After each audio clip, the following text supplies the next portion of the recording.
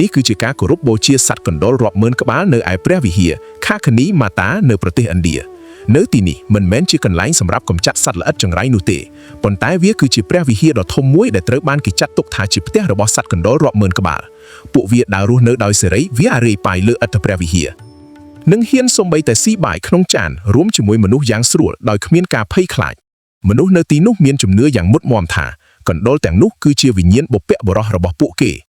អ្វីដែលកាន់តែអស្ចារ្យនិងគួរឲ្យភ្ញាក់ផ្អើលបំផុតនោះគឺគ្មាននរណាម្នាក់ហ៊ានវាយឬសម្លាប់ពួកវាសូម្បីតែមួយក្បាលឡើយបើទោះបីជាពេលខ្លះពួកវារត់កាត់ជើងឬយើងដើរច្រឡំជន់ពួកវាឲ្យស្លាប់ដោយអចេតនាក៏ដោយប្រសិនបើអ្នកជន់កណ្ដុរស្លាប់អ្នកត្រូវតែទិញកណ្ដុរធ្វើពីមាសសុទ្ធឬប្រាក់មកបូជាដូរយកបាបកម្មនោះវិញថែមទៀតផងទី2គឺការគោរពសត្វគោដូចជាព្រះផ្ទាល់នៅប្រទេសឥណ្ឌាសត្វគោមានសិទ្ធិធំធេងនិងអស្ចារ្យណាស់ព្រោះពួកវាអាចដើរញាក់យ៉ែករើសចំណីតាមដងផ្លូវធំផ្លូវរថភ្លើងឬសូម្បីតែកណ្ដាលទីក្រុងយ៉ាងសុខសាន្តដោយគ្មាននរណាហានបណ្ដេញចេញនោះឡើយមនុស្សគោរពគោព្រោះពួកគេចាត់ទុកថាជាសត្វដ៏ពិសិដ្ឋជានិមិត្តសញ្ញាបង្កប់នូវភាពបរិសុទ្ធនិងជាមាតាអ្នកផ្ដល់ជីវិតមិនត្រឹមតែពួកគេមិនព្រមបរិភោគសាច់គោនោះទេថែមទាំងមានការប្រមូលលាមកនិងទឹកនោមគោមកប្រើប្រាស់ក្នុងការសម្អាតផ្ទះឬយកមកលាបខ្លួនក្នុងពិធីសាសនាផ្សេងៗដោយសារតែពួកគេមានជំនឿយ៉ាងមុតមាំថាវាអាចជំរះរឿងអាបមមេង្គលនិងនាំមកនូវភាពសក្ការៈដល់រាងកាយទៀតផងទី3គឺការមុជទឹកលាងបាបក្នុងទន្លេគង្គា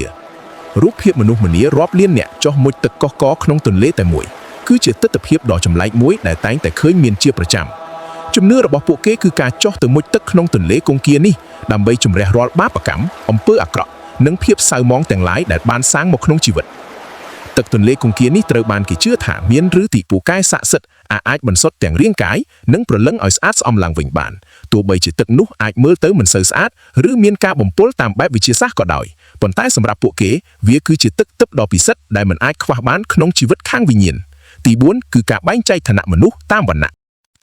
ទោះបីជាច្បាប់សម័យទំនើបបានប្រកាសលុបបំបាត់ជាផ្លូវការយ៉ាងណាក៏ដោយក៏ការរស់នៅក្នុងសង្គមជាក់ស្ដែងរបស់ពួកគេនៅតែមានការបែងចែកឋានៈយ៉ាងតឹងរ៉ឹងដោយផ្អែកលើវណ្ណៈពីកំណើត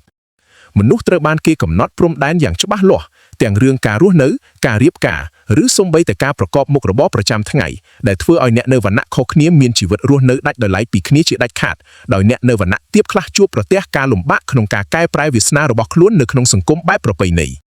តើអ្នកយល់យ៉ាងណាដែរចំពោះជំនឿនិងទង្វើប្លែកៗទាំងនេះ